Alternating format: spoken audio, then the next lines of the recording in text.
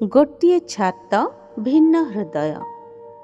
ଯେତେବେଳେ ରୁଥ୍ ବିବାହ କରି ତାଙ୍କ ସ୍ୱାମୀଙ୍କ ଘରକୁ ଗଲେ, ସେ ଟିକେ ଚିନ୍ତିତ ଥିଲେ, କିନ୍ତୁ ଆଶାବାଦୀ ମଧ୍ୟ ଥିଲେ।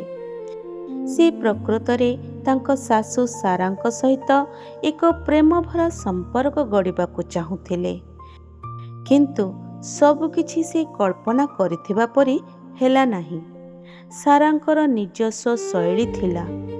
ଖାଦ୍ୟର ସ୍ୱାଦ କିପରି ହେବା ଉଚିତ, ଘର କିପରି ରଖାଯିବା ଉଚିତ, କାମ କିପରି ହେବା ଉଚିତ। ରୁଥ୍ କରୁଥିବା ପ୍ରତ୍ୟେକ ଛୋଟ ଭୁଲକୁ ସଂଶୋଧନ କରାଯାଉଥିଲା, ବେଳେବେଳେ ଖୁବ୍ କଡ଼ା ଭାବରେ। ସାରା କହୁଥିଲେ, ଆମେ ଏଠାରେ ଏପରି କରୁନାହୁଁ। ରୁଥ୍ ଦୁଃଖ ଅନୁଭବ କଲେ। ସେ ଭାବିଲେ, ମୁଁ ଯାହା କଲେ ମଧ୍ୟ ତାହା କେବେ ହେଲେ ଯଥେଷ୍ଟ ହେଉନାହିଁ। ଧୀରେ ଧୀରେ ସେ ନିଜକୁ ସମସ୍ତଙ୍କଠାରୁ ଦୂରେଇବାକୁ ଲାଗିଲେ।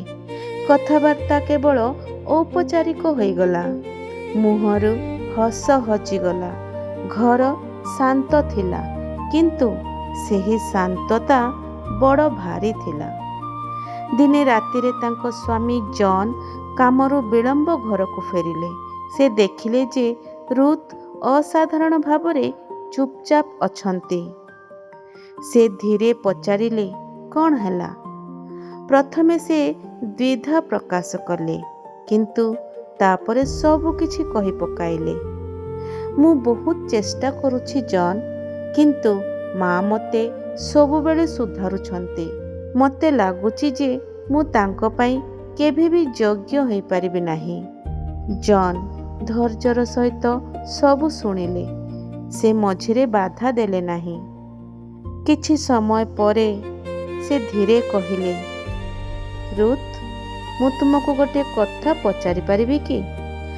ଯଦି ତୁମେ ଦିନେ ତାଙ୍କ ସ୍ଥାନରେ ଥାଆନ୍ତ, ତେବେ ତୁମେ ତୁମ ବୋହୂଙ୍କଠାରୁ କିପରି ବ୍ୟବହାର ଆଶା କରିଥାନ୍ତ?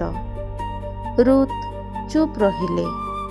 ଜନ୍ କହିବା ଜାରି ରଖିଲେ, ମା ନିଜର ସାରା ଜୀବନ ଏହି ଘରକୁ ନିଜ ଢଙ୍ଗରେ ଚଳାଇବାରେ ବିତାଇଛନ୍ତି।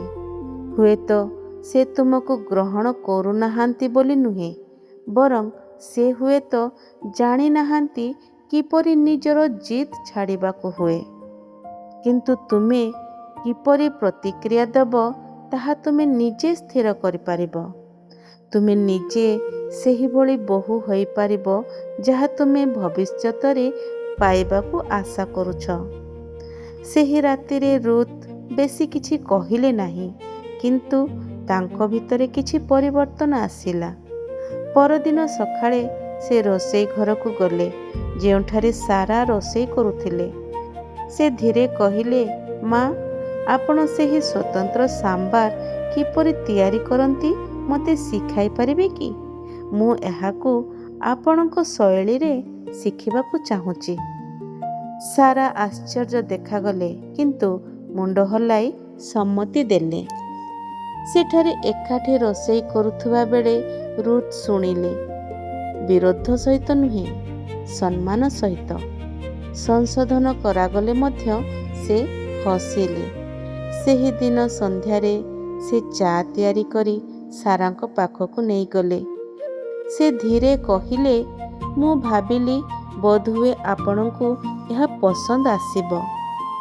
ଦିନ ପରେ ଦିନ ବିତିଗଲା ଏବଂ ରୁଥ୍ ଦୟାଳୁ ଭାବ ବଜାୟ ରଖିଲେ। ଏହା ସହଜ ବୋଲି ନୁହେଁ, ବରଂ ଏହା ସଠିକ୍ ବୋଲି। ଧୀରେ ଧୀରେ ସାରାଙ୍କ କଥା କହିବା ଶୈଳୀ କୋମଳ ହେବାକୁ ଲାଗିଲା। ତାଙ୍କର ସଂଶୋଧନ ସବୁ ପରାମର୍ଶରେ ପରିଣତ ହେଲା। ତାଙ୍କର ଦୂରତା ଶାନ୍ତ ସ୍ୱୀକୃତି ବଦଳିଗଲା। ଦିନେ ଅପରାହ୍ନରେ ଯେତେବେଳେ ଅତିଥିମାନେ ଆସିଲେ, ସାରା ଗର୍ବର ସହିତ କହିଲେ, ମୋ ବୋହୂ ଏବେ ସବୁଠାରୁ ଭଲ ସାମ୍ବାର ତିଆରି କରେ। ରୁଥ୍ ଆଶ୍ଚର୍ଯ୍ୟ ହୋଇ ଚାହିଁଲେ ଏବଂ ହସିଦେଲେ। ସେହି ରାତିରେ ସାରା ଧୀରେ କହିଲେ, ମୁଁ ହୁଏତ ଏହା ପୂର୍ବରୁ କହିନାହିଁ, କିନ୍ତୁ ତୁମେ ଏଠାରେ ଥିବାରୁ ମୁଁ ବହୁତ ଖୁସି। ଏବଂ ପ୍ରଥମ ଥର ପାଇଁ ରୁଥ୍ ପ୍ରକୃତରେ ସେହି ଘରକୁ ନିଜର ବୋଲି ଅନୁଭବ କଲେ। ଶିକ୍ଷା ବେଳେବେଳେ ବୁଝାମଣା ସେତେବେଳେ ଆରମ୍ଭ ହୁଏ ଯେତେବେଳେ ଆମେ ପଚାରିବା ବନ୍ଦ କରୁ, ସେମାନେ ଏମିତି କାହିଁକି, ଏବଂ ପଚାରିବା ଆରମ୍ଭ କରୁ, ଯଦି ମୁଁ ସେମାନଙ୍କ ସ୍ଥାନରେ ଥାନ୍ତି ତେବେ ମୁଁ କିପରି ବ୍ୟବହାର ଆଶା କରିଥାନ୍ତି। ଲୋକମାନେ ତୁମମାନଙ୍କ ପ୍ରତି ଯେ ପ୍ରକାର ବ୍ୟବହାର କରନ୍ତି ବୋଲି ଇଚ୍ଛା କର, ତୁମେମାନେ ସେମାନଙ୍କ ପ୍ରତି ସେହି ପ୍ରକାର କର। ଲୁକ 6 ଅଧ୍ୟାୟ 31 ପଦ।